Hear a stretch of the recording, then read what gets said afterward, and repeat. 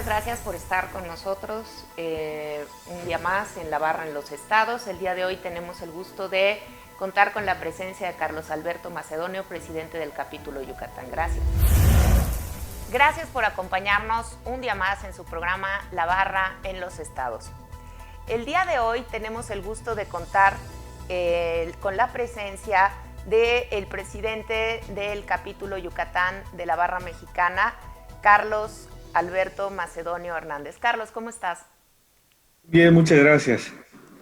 A manera de introducción para todos aquellos que no conocen a nuestro presidente en el estado de Yucatán, voy a leer algunas de las cosas más importantes que ha hecho Carlos.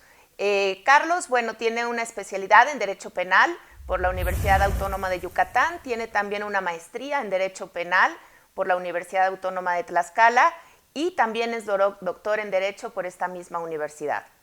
Ha sido, entre diversos cargos desempeñados, ha sido jefe del Departamento de Trámites y Servicios Legales de la Delegación Federal del Instituto Nacional de Antropología e Historia en Yucatán, ha sido subdirector de Asuntos Jurídicos del municipio de Mérida, ha sido secretario particular de la Procuraduría General de Justicia del Estado de Yucatán, actualmente Fiscalía General del Estado, y entre otras actividades, bueno, es muy interesante, ha sido coautor de 5 libros y autor de varios artículos jurídicos en revistas locales, nacionales y extranjeras, obviamente miembro de la Barra Mexicana, presidente de nuestro capítulo en Yucatán, es miembro del Sistema Nacional de Investigadores con nivel 1, es miembro de honor de la Fundación de Victimología con sede en Murcia, España, es director de la revista TOIL de la Facultad de Derecho de la UADY y bueno, actualmente es director de la Facultad de Derecho de la Universidad Autónoma de Yucatán por un segundo periodo. Muchísimas gracias por acompañarnos, Carlos. Muchas gracias, abogada americana.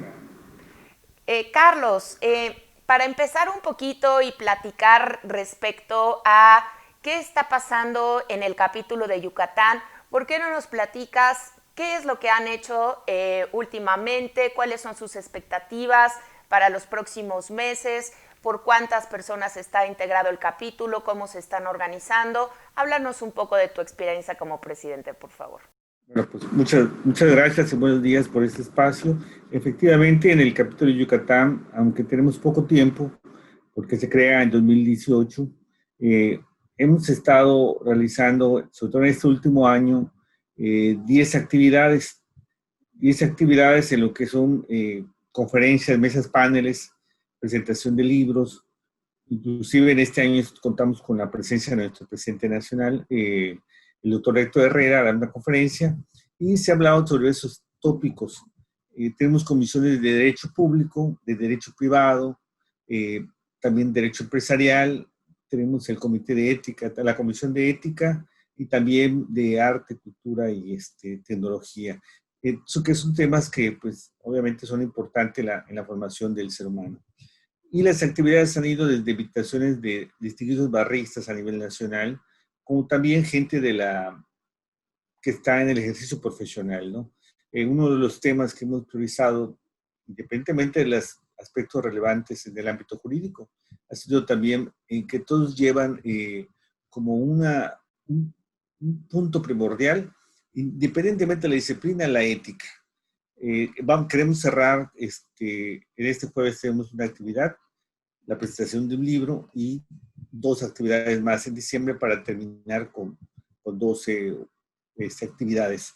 Y el próximo año, obviamente, estamos ya trabajando en diciembre, vamos a trabajar para empezar a ver la planeación del próximo año, ¿no? Que queremos hacer las mismas número de actividades o un poco más, en el que se toquen los temas que son relevantes en el sentido de que pues, el derecho se transforma constantemente y la realidad es que estamos pasando nos sirve o nos permite en un momento dado analizar esos fenómenos que se traducen muchas veces en acciones jurídicas.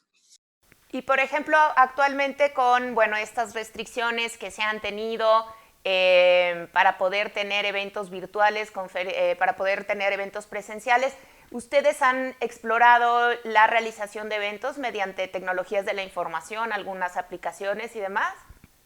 Efectivamente, Esto ha servido que enfrentemos esta nueva realidad o esta nueva modalidad de trabajo y afortunadamente los integrantes no solo de la barra, sino también del público en general, litigantes, inclusive estudiantes, a través de, pues cuando proyectamos, se hacen las conferencias o las mesas panel, participa gente porque lo ve a través de YouTube, lo ve a través de Face Live. Entonces, todos ellos que no forman parte de la barra, pues se les invita a participar en un momento dado, a integrarse. Muy Y bien. esto pues se va difundiendo, ¿no? A través de una difusión que hacemos, tanto dentro de nuestro capítulo, dentro del grupo que tenemos, como en otros medios de información, para que la gente participe, ¿no? Ahorita ya tenemos gente que participa de otros capítulos, sobre todo de la Perfecto. península, y nos da mucho gusto, porque queremos que la barra llegue a Claro, pues en un claro, momento a la sociedad, a todo lo que son los abogados, los litigantes, los servidores públicos. claro.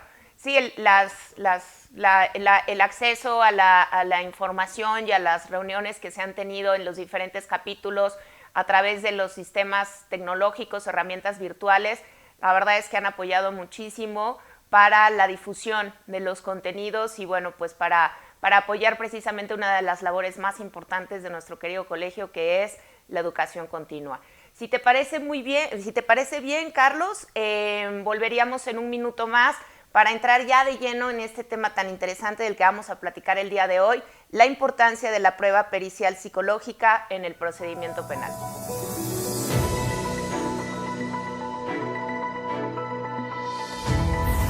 La Barra Mexicana Colegio de Abogados se suma al movimiento Un Día Sin Nosotras, convocado para este 9 de marzo de 2020 ante la situación de violencia que enfrentan las mujeres en nuestro país. Enfrentar los retos del deterioro del Estado de Derecho en estos tiempos no es tarea sencilla. Estamos trabajando intensamente en las diversas actividades que nos corresponden. Afortunadamente contamos con una membresía cada vez más unida y participativa.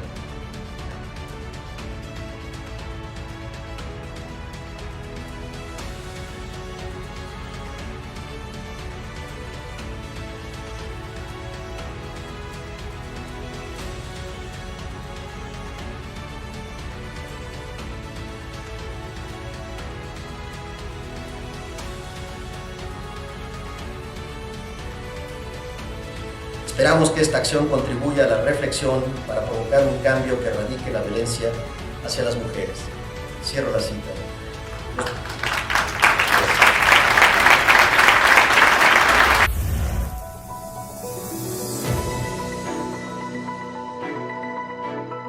Muchas gracias por continuar con nosotros en una emisión más de La Barra en los Estados. El día de hoy contamos con la presencia de Carlos Alberto Macedonio, presidente del capítulo Yucatán, con quien conversaremos respecto a la importancia de la prueba pericial psicológica en el procedimiento penal. Gracias, Carlos. Carlos, a manera de introducir un poco el tema, escuchaba yo el otro día en algún noticiero que bueno, la implementación de todo el nuevo sistema de justicia penal, esto relacionado con las reformas que se quieren hacer actualmente nuevamente al Poder Judicial, se mencionaba que el procedimiento penal como tal, el nuevo procedimiento penal, aún no está perfectamente, digamos que asimilado en todos los estados, sino por todos los jueces. ¿Ustedes cómo lo ven desde Yucatán? Bueno, efectivamente no, digamos que tiene una efectividad al 100%. Hay que entender que pues, el derecho no solamente son las normas jurídicas, sino es la realidad, desde el punto de vista de la realidad, que es la eficacia. Y en la implementación del sistema penal acusatorio, yo creo que falta trabajar más sobre ello, tanto por parte de los litigantes como por parte del poder judicial o de las autoridades de la fiscalía en un momento dado, ¿no? ¿Por qué? Porque la capacitación debe ser permanente y continua. El conocimiento se adquiere día con día y efectivamente estamos viendo que es necesario que haya un trabajo multidisciplinario porque anteriormente en el procedimiento penal se le decía que la reina de las pruebas era la prueba de confesión con la declaración del inculpado era suficiente. Posteriormente tuvo relevancia la prueba testimonial. Después la prueba circunstancial, que era el conjunto de indicios. Pero en este sistema penal acusatorio, la reina de las pruebas viene siendo la prueba pericial. Y la prueba pericial me estoy refiriendo a todas las ciencias periciales, precisamente porque el juez debe basar sus sentencias en la máxima la experiencia, en la sana crítica, que son las reglas de valoración, pero también en lo que son las ciencias. Y entre las ciencias están, evidentemente, las pruebas periciales. ¿Cómo lo vemos? Como un área de oportunidades para que muchos se capaciten precisamente sobre estas temáticas. Y evidentemente una de las pruebas que muchas veces no se toma en consideración, pero que tiene mucha relevancia, es la prueba pericial psicológica, tomando en ¿Cómo se da cuenta que el esta ser prueba? humano realiza Platícanos un conductas. poco. Y esas ¿Cómo se lleva conductas a cabo? pueden ser realizadas de manera lesiva o bien puede ser por alguna circunstancia que excluye el delito, como el que sea una persona inimputable, que no tenga esa capacidad de conocimiento y de querer en la conducta antijurídica. Y por eso de ahí la importancia de la prueba pericial, ¿no? ¿Quiénes realizan las pruebas periciales en psicología, psicológicas? ¿Cómo se desarrollan y quién las realiza? Bueno, la puede celebrar tanto la autoridad investigadora, la fiscalía. De hecho, en el estado de Yucatán tiene un centro que da precisamente ese tipo o practica ese tipo de dictámenes. Y también de manera particular hay pues peritos en psicología. Eh, Tengo la fortuna de conocer gente que se ha dedicado a esto y que era un área no muy explorada y con la que he trabajado como litigante, ofreciendo pruebas periciales tanto en el ámbito penal como también en el ámbito familiar, ¿no? Y que en un momento dado tienen que hacer una serie de instrumentos, una metodología, utilizar técnicas para determinar la verdadera causa o razón y en un momento dado para poder detectar la credibilidad del testigo, del propio denunciante, ¿no? Es muy interesante porque, bueno, es la suma de las pruebas, ¿no? Lo que pueden llevar al éxito en un caso. Pero entiendo que en esta en particular la relevancia es muy importante. ¿Nos puedes explicar por qué es tan relevante esta prueba en un proceso? Sí, es importante sobre todo en los casos de delitos del ámbito sexual, contra la libertad sexual, delitos también en caso de violencia familiar, y que en un momento dado se requiere determinar por parte de la víctima, ¿verdad? A través de entrevistas o pruebas, el estado, digamos, mental que tiene la persona, el daño psicológico y moral causado, y que en un momento dado puede servir para que el fiscal en la acusación, en un momento dado, pida una libertad, perdón, la reparación del daño integral de la víctima, no solo desde el punto de vista material o tangible, sino también intangible, que viene siendo el daño psicológico. Y en el caso del probable responsable, muchas veces las conductas pudieran ser relacionadas con una persona que es inimputable y que no tiene la capacidad de conocer y querer la conducta típica que se encuentra en el Código Penal. Es decir, que no tiene esa capacidad de discernimiento. Y muchas veces se ha sentenciado a gente que no tiene esa capacidad. Y por otro lado, también a veces los testigos cuando dan una versión, prácticamente repiten los hechos que ha declarado el denunciante o el creyente, ¿no? Entonces, habría que determinar la credibilidad del testigo, porque hay que aportarle todos estos datos de prueba al juez de control y al Ministerio Público mismo, para que en un momento dado sobresea o archive el expediente, la carpeta de investigación, o en su caso, en un juicio oral, se puede atacar la credibilidad del testigo, ¿no? Inclusive la metodología del psicólogo, si no está bien realizada, el dictamen pericial en materia forense. Claro, entiendo entonces estas pruebas son aplicadas fundamentalmente por psicólogos, psiquiatras, ¿no? son los peritos encargados de aplicar este tipo de pruebas. Y entiendo entonces que este tipo de pruebas, bueno, en el caso de las víctimas es para acreditar el daño que hayan sufrido por el delito cometido, y en el caso de los probables responsables, bueno, pues fundamentalmente para verificar su estado mental en función del supuesto delito cometido. Me gustaría volver, tocaste un tema que me parece, la verdad es que me llama mucho la atención y que siempre ha sido así, el tema de los testigos y su credibilidad. Acabas de comentar que en muchas ocasiones los testigos simplemente repiten lo que se dijo anteriormente, pero también encontramos aquí el tema, y hablando sobre todo de cuestiones psicológicas, que los testigos también en muchas ocasiones mencionan lo que recuerdan o mencionan lo que pensaron que sucedió en el caso de un evento, pero que siempre está filtrado por sus propios temas personales. Entonces, me gustaría, si te parece bien, volver sobre este tema de los testigos y la prueba pericial psicológica en unos minutos más con toda nuestra audiencia.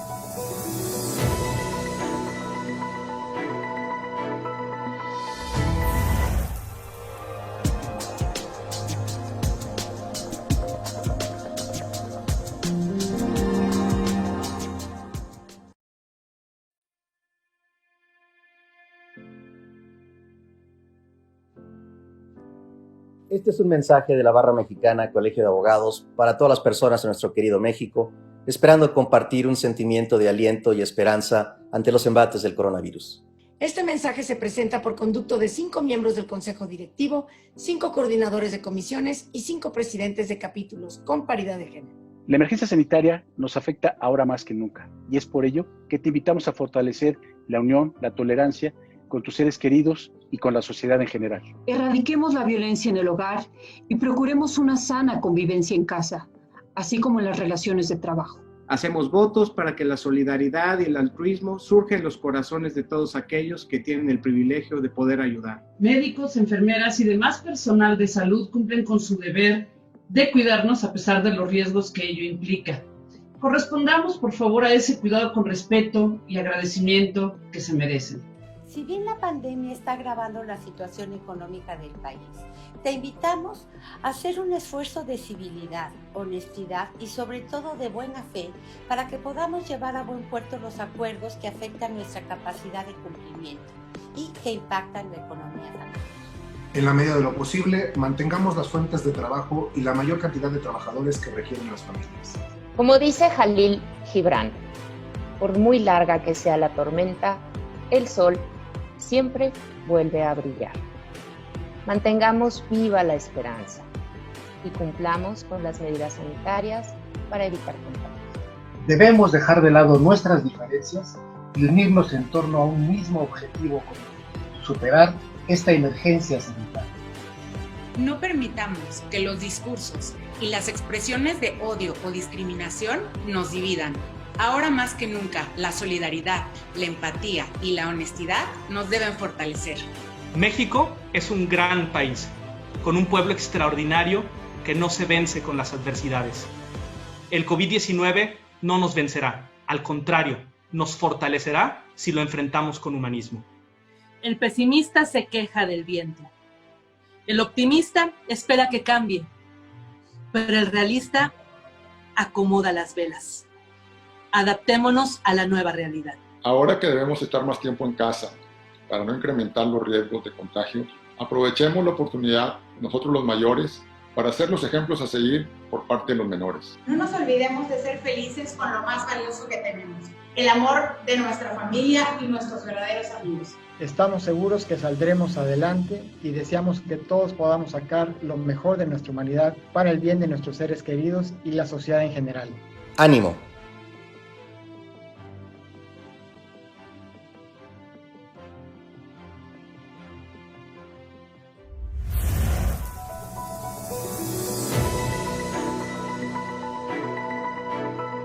Muchas gracias por continuar acompañándonos el día de hoy, que tenemos el gusto de contar con la presencia de nuestro presidente del capítulo Yucatán, Carlos Alberto Macedonio, con quien estamos charlando respecto a la importancia de la prueba pericial psicológica en el procedimiento penal. Carlos, en el corte, antes del corte, comentábamos sobre este tema de los testigos, su credibilidad y cómo funciona dentro de un procedimiento penal, dentro de este nuevo sistema. Cuéntanos un poco al respecto. Efectivamente, la credibilidad del denunciante y el querellante van de la mano con la credibilidad del testigo. Muchas veces cuando los testigos declaran, recuerdan los mismos hechos que señaló el denunciante y el querellante, y los dictámenes periciales que le llama en un momento dado el contrainforme que rinde la Fiscalía. Lo que se trata de determinar es la coincidencia en el dicho o en las palabras de las mismas personas, ¿no? Es imposible que dos personas con dos formaciones diferentes, con dos ámbitos culturales diferentes, repitan las mismas palabras, inclusive hasta técnicas. ¿Y qué sucede? Muchas veces se determina o se llama la atención sobre que pues hay aspectos de la memoria que hay que determinar, porque no todos pueden recordar lo mismo. Los hechos principales sí, pero los detallitos, entonces se ve que allá prácticamente fueron idénticos. ¿Y eso qué determina con un psicólogo hablando de la defensa? Que al hacer el estudio determine circunstancias de la falta de instrumentos para determinar la memoria que se tiene, ¿no? No es lo mismo recordar lo de ayer, lo de claro, semanas o meses después, ¿no? Entonces, ¿de qué sirve? Bueno, ¿de qué sirve? Le puede decir el abogado en el momento del contrainterrogatorio, porque cuando alguien se aprende un testimonio, una declaración, evidentemente deja algunas lagunas, algunos espacios, y entonces es cuando se ataca esa credibilidad. En conjunto, sí, con el contrainterrogatorio o el dictamen pericial que presenta en materia psicológica que presenta la defensa. Y lo mismo sería para el otro lado, ¿no? En un momento dado que se haga un contrainterrogatorio de defensa con tal de desvirtuar los hechos que hubiera hecho la Fiscalía, también en un contrainterrogatorio se puede determinar, ¿no? Y en un momento dado esa credibilidad queda viciada, ¿no? Y ahí serían los elementos para que un alegato de cierre, antes de que se dicte la resolución, el juez llama la atención del tribunal sobre esos aspectos donde el testigo, a preguntas del contrainterrogatorio de defensa o de la Fiscalía, en un momento dado se contradijo. Por eso, una de las técnicas de litigación es precisamente la contradicción. Y la contradicción, con un principio del proceso penal acusatorio, permite una técnica de litigación que es evidenciar la contradicción entre lo que tú dijiste en tu declaración y lo que tú estás diciendo ahorita en el juicio oral. Claro. Entonces, tanto lo que es la psicología, por eso se llama jurídica forense, porque va de la mano con el derecho. Ambos se tienen que apoyar, aunque se digan que son disciplinas diferentes, en realidad el derecho es multidisciplinario, como claro, otra rama puede serlo, pero sobre todo más en el derecho porque pues Hans Kelsen decía que vivimos en un mundo normativo, donde todos nos regimos por las normas. Entonces, todo se encuentra normado en nuestra vida social.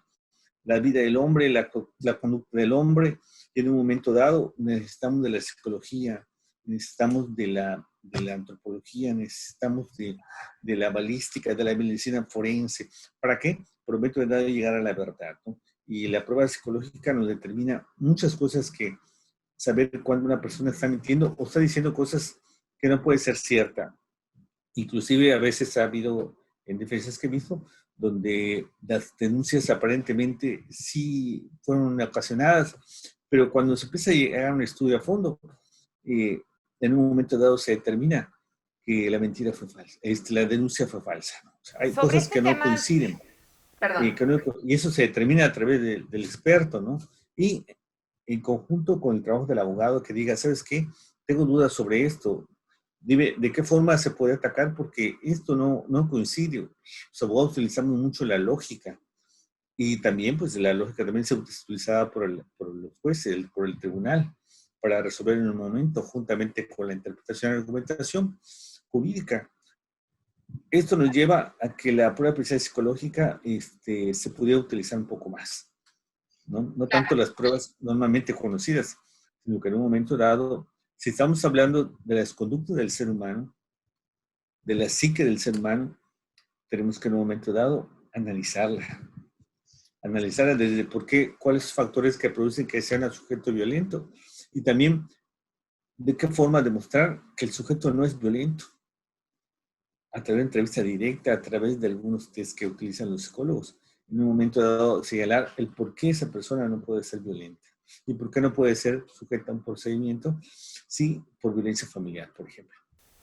Claro, me parece muy importante y hago énfasis en algo que dijiste y que es muy importante y que me retrotrae precisamente a lo que hablábamos al principio del capítulo, por ejemplo, sobre el tema de la interdisciplinariedad del derecho, ¿no? Evidentemente, el derecho es totalmente en su aplicación interdisciplinario, no solamente en un procedimiento penal de estas características como lo estamos hablando, sino pruebas periciales en materia civil, en materia mercantil, ¿no? En la cual tienen que intervenir expertos fiscalistas, expertos contadores, expertos administradores. Obviamente hay toda una interdisciplinariedad y me llamó muchísimo la atención precisamente cuando hablábamos de cómo está conformado tu capítulo, que hablábamos, que nos comentabas de una comisión sobre todo el tema de cultura y todo lo demás, que eso me imagino que pues también abre, ¿no?, totalmente a la interdisciplinariedad del derecho y abre las puertas a que finalmente nuestra materia pueda irse llevando con todas las demás materias de las que forman parte de las ciencias sociales, y no solamente las ciencias sociales, también las ciencias duras, ¿no? Hay ocasiones en las cuales las pruebas estarán relacionadas con cuestiones químicas, con cuestiones médicas. Entonces, creo que es muy importante y es muy interesante todo este tema. A mí me gustaría volver en el siguiente segmento sobre un punto que tocaste, que es la metodología para hacer estas pruebas periciales psicológicas. Me gustaría que pudiéramos platicar al respecto para que quede claro cómo es una prueba pericial psicológica bien llevada a cabo, con una buena metodología, cómo se tiene que desarrollar, y que nos pudieras dar en el siguiente bloque algunas conclusiones y algunas recomendaciones de hacia dónde crees que debería de transitar esto, Carlos, por favor.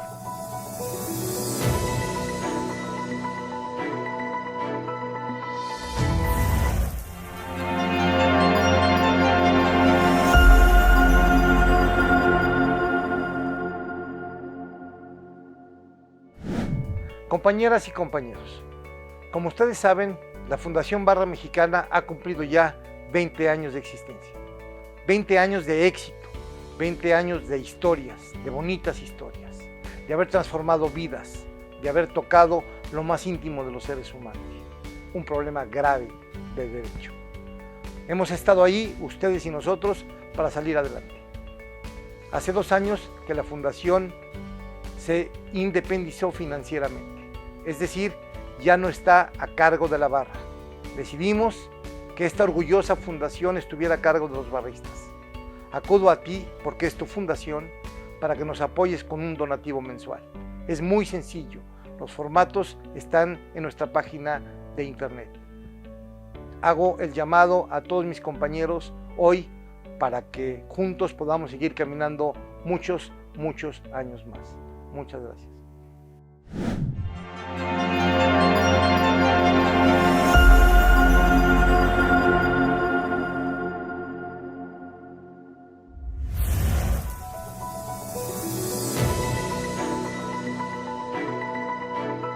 Gracias por continuar con nosotros hablando de la barra en los estados. El día de hoy con Carlos Alberto Macedonio, presidente de nuestro capítulo Yucatán, respecto a la importancia de la prueba pericial psicológica en el procedimiento penal. Carlos, en el último bloque, en el bloque anterior, comentábamos respecto al tema de la metodología para llevar a cabo estas pruebas. ¿Qué nos puedes hablar al respecto? ¿Cómo una prueba pericial psicológica, a qué punto se tiene que atener para que sea válida en un procedimiento? En la prueba pericial psicológica, como en cualquier otra prueba forense, es necesario una metodología, es decir, cuál es el camino que voy a seguir. Y las técnicas serían el instrumento, Se utiliza mucho en la prueba de aprendizaje psicológica el método deductivo. Se utiliza también lo que es técnicas como es la entrevista, la semi-entrevista. Hay pruebas también de test con algunos manuales que utilizan los peritos en psicología para determinar la depresión, para los síntomas de lesiones leves, en un momento dado para determinar la ansiedad, la angustia. Y también tiene que intervenir pruebas cuantitativas y cualitativas con métodos para que en un momento dado se puede determinar en un estudio, además de todo eso, el ambiente social, familiar, laboral en que la persona vive, para poder llegar a, después de la entrevista, con toda la aplicación de esos instrumentos y todos esos hechos, interpretarlos con los instrumentos que se tiene para valorar, ¿no? Los instrumentos son muchas veces, digamos, los baremos con los cuales se utilizan en psicología para determinar si esta persona tiene depresión, ansiedad, miedo, para poder llegar a la conclusión de que efectivamente hay violencia familiar, por decir, si hay en un momento dado fue víctima de un ataque sexual, un abuso sexual, una violación. Esto concatenado con las pruebas periciales en psicología forense determinan la credibilidad de la persona, ¿no? Y lo mismo sería cualquier tipo de prueba, inclusive para determinar en un momento dado si la persona puede ser violenta. También se le hace una metodología, hay técnicas, hay instrumentos de evaluación y finalmente la interpretación que hace el psicólogo para determinar efectivamente como conclusión cuál es el objetivo de la prueba y cuál es el resultado que afloja las conclusiones. En pocas palabras, pues tiene que tener un dictamen, la metodología, tiene que tener las técnicas a realizar, los instrumentos utilizados, en un momento dado la descripción, la interpretación, previa declaración, análisis documental de la declaración de la denuncia o la querella, también la declaración de los testigos, la declaración del probable responsable o imputado ahorita denominado en este proceso penal acusatorio, y finalmente las conclusiones que determinen efectivamente si el objetivo planteado es correcto, es adecuado, ¿no? Y otra cosa que también es importante es las fuentes de información. ¿De dónde saca el perito todo lo que está diciendo? Pues obviamente debe haber algún documento que lo establezca, ¿no?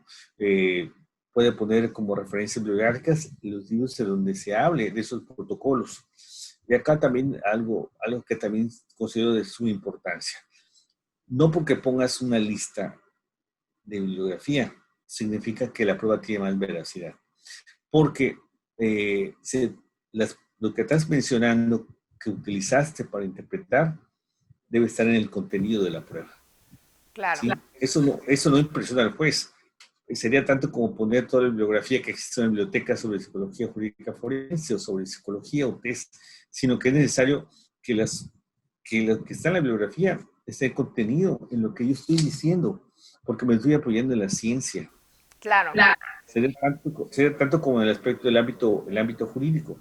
De nada sirve que le ponga legislación si al juez no le pongo las herramientas de dónde estoy tomando la tesis de jurisprudencia, por ejemplo, o le ponga el apéndice de jurisprudencia por decir algo, de octubre a diciembre, si no le pongo la tesis, le pongo el número de la tesis, si no le pongo el rubro, si no le pongo todo esto, para que yo le dé, pues en un momento dado, más peso, más validez a lo que estoy diciendo, ¿no? Y no se tenga en cuenta, porque también hay unos principios que debe tener el perito, es que debe ser objetivo. O sea, debe tener objetivo y no decir, bueno, como yo sufrí abuso sexual, los hechos estos me suenan conocidos. Y esa subjetividad hace que yo determine que hubo abuso sexual. Y a veces puede ser que el perito sí es objetivo. Y acá vuelvo a recalcar la ética. En un momento dado el perito puede señalar, no, pues en esta persona no encuentro en un momento dado algún síndrome de haber sufrido violencia, ¿sí? Claro. Porque los hechos en sí no constituyen violencia. Sí, me parece muy interesante. Sí, es muy interesante lo que comentas respecto a la objetividad que deben de tener los peritos cuando se habla de temas psicológicos. Carlos, nos quedan minuto y medio del programa. ¿Con qué te gustaría concluir? ¿Qué crees? ¿Hacia dónde crees que deba de ir este tema? ¿Qué crees que tenga que mejorar? Nos queda un minuto en el programa y quisiera que nos pudieras dar alguna conclusión al respecto de hacia dónde crees que debe de caminar este tema. Yo creo que a través de la capacitación, ¿no? Capacitación de los abogados penalistas, porque es una prueba poco explorada, ¿no? Y muchas veces se ataca solamente en el contrainterrogatorio, pero también en un momento dado se podía ofrecer un contrainterrogatorio, un contraexamen de ese dictamen psicológico que ya se ofreció por la Fiscalía, lo puede ofrecer la defensa y en un momento dado refutar, porque hay pruebas periciales que pudieran no estar realizadas de acuerdo a la metodología y la técnica adecuada. Todo dictamen pues debe tener todo el procedimiento que se hizo para llegar a una verdad. Si lo que se busca es precisamente llegar a una verdad objetiva, lo más apegado a la realidad, a la descripción, a la interpretación, pero además con la documentación adecuada. Con esto digo los especialistas que han determinado las pruebas que se aplican como Minnesota, el DSM, que son pruebas o protocolos manuales que utilizan los psicólogos, pues hay que conocerlos para que en un momento dado saberlos aplicar de manera correcta. Y si el perito dejó en un momento dado utilizar una prueba, también buscar un perito en psicología forense que pudiera refutar el por qué no se realizaron esas pruebas. Claro. Y por qué no merece la credibilidad, ¿no? Independientemente de que sea denunciante, el imputado o los testigos. Pues muchísimas gracias, Carlos. Ha sido un placer poder platicar contigo el día de hoy. Espero que sea la primera de muchas veces que nos acompañes. Y pues muchísimas gracias. Felicidades por la presidencia del capítulo en Yucatán y por el gran trabajo que estás realizando. Muchísimas gracias por acompañarnos el día de hoy. Muchas gracias a ti por la invitación, de verdad, es un gusto estar, y las veces que pues, requieren presencia, con mucho gusto estamos para apoyar al programa y sobre todo para compartir esta experiencia con nuestros barristas, compañeros barristas de toda la República. Muchísimas gracias, Carlos. Hasta pronto. Gracias.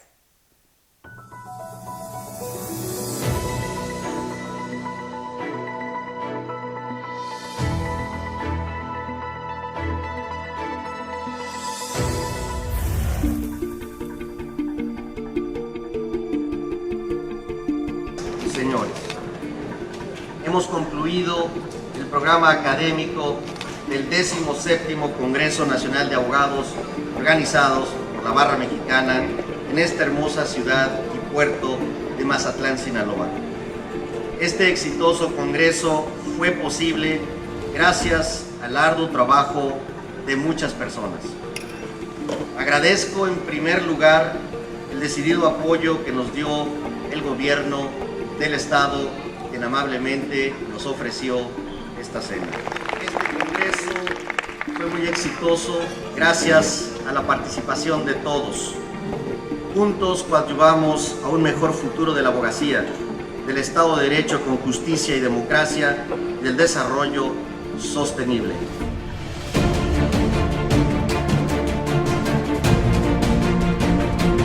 Aprende uno más afuera, Careto, con todas las vivencias.